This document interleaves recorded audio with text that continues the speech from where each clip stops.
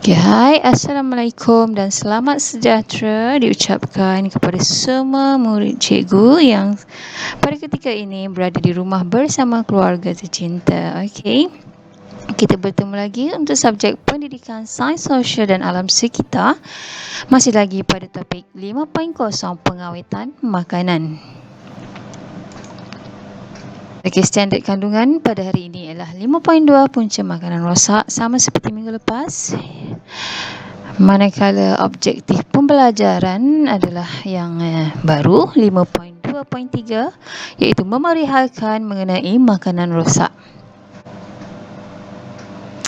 Okey, sekiranya anda masih lagi ingat berkenaan subtopik yang kita pernah berbincang pada 2 minggu lepas, iaitu kita ada mengadakan perbincangan berkenaan ciri-ciri fizikal yang kita boleh lihat ataupun yang kita boleh perhatikan untuk mengkelaskan bahawa makanan tersebut telah rosak.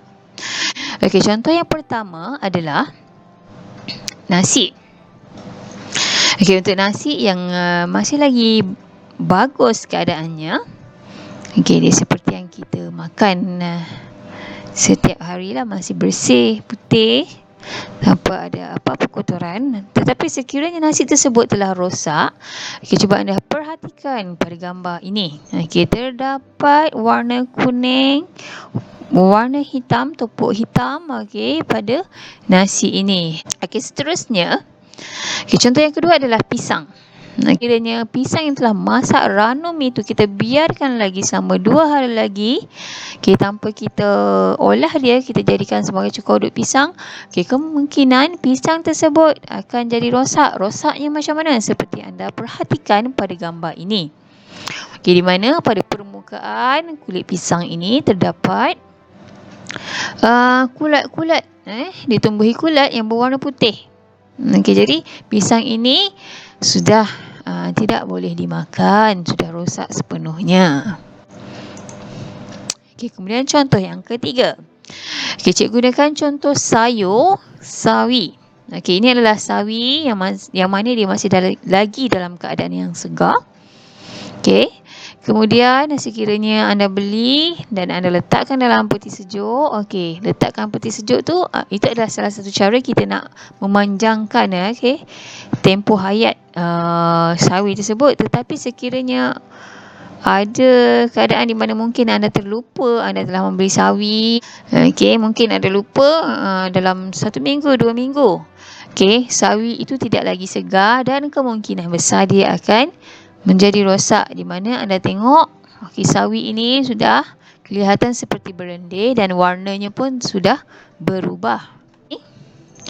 Perihal makanan rosak, makanan rosak boleh dikenal pasti, okay, seperti tadi, okay, berdasarkan dia punya perubahan bau, warna, tekstur dan rasa. Jadi kita perlu, okay, pentingnya kita tahu tentang keadaan sesuatu makanan yang rosak, okay, supaya kita tidak tersalah makan atau tidak tersalah membeli.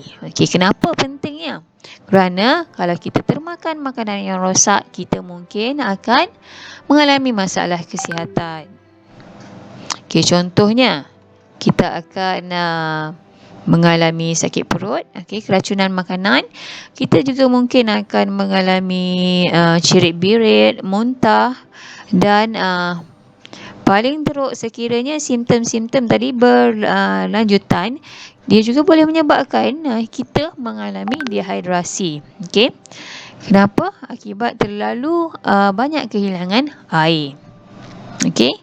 Dan seterusnya, kalau anda tersalah membeli makanan yang telah rosak, semestinya dia akan menyebabkan pembaziran, di mana anda beli makanan tetapi anda tidak boleh menggunakannya, anda tak boleh makan. Jadi makanan yang rosak tadi akan terbuang begitu sahaja. Okey, kita tengok jenis makanan dan apa perihal makanan rosak. Apa ciri-cirinya? Okey, yang pertama, kailan. Okey, kailan ini adalah sejenis sayur. Okey, sayur yang berwarna hijau dalam keadaan segarnya. Okey, Tapi sekiranya kailan ini telah rosak, okey, kita akan dapat kesan bau yang kurang menyenangkan. Okey. Kedua, sebahagian daunnya berwarna kekuning-kuningan seperti yang anda dapat lihat dalam gambar. Okey. Dan kita dapat perhatikan sayur itu sudah layu dan lembik dan keadaannya juga berair dan juga berlendir. Okey, baiklah. Okey, contoh yang kedua. Okey, contoh ini adalah ikan. Okey. Ikan seperti dalam gambar ini ikan. Okey, sekiranya ikan ini telah rosak, okey, ikan juga akan menghasilkan bau yang kurang menyenangkan. Okey, pertama. Okay, kemudian kedua, mata ikan berubah warna kemerah-merahan. Okey. Jadi sekiranya murid-murid cikgu yang selalu bersama ibu bapa semasa memilih ikan di pasaraya kalau sebelum ini ataupun yang telah tahu, tips-tips untuk memilih ikan yang segar adalah melihat pada warna mata ikan tersebut. Sekiranya warna mata ikan itu sudah bertukar menjadi kemerah-merahan, itu bermakna bahawa ikan tersebut sudah kurang kesegarannya. Okay, kemudian yang ketiga, warna insang bertukar kehitaman. Okey. Jadi ini kalau ada ikan di rumah, okey, sekiranya ada ibu atau bapa gunakan untuk memasak, anda cuba perhatikan. Cuba perhatikan. Okey, sekiranya ikan yang masih lagi segar, bagaimana warna insang bagi ikan tersebut? Okey, cuba perhatikan. Kemudian yang terakhir, okey, keadaan ikan yang berulat. Okey, ini menunjukkan bahawa ikan ini telah rosak sepenuhnya, yang mana kita tidak lagi boleh makan ikan ini. Okey. Seterusnya, okey, buah-buahan. Okey, buah-buahan. Okey, ini sebenarnya adalah gambar apple. Okey, seperti yang kita selalu lihat, apple mungkin berwarna hijau ataupun berwarna merah. Okay, sekiranya apple ini telah rosak, ia juga akan menghasilkan bau yang tidak enak, yang kurang menyenangkan. Dan sekiranya anda lihat, okay, anda lihat di sini, buah apple tadi telah berubah warna menjadi kehitaman dan juga lembik.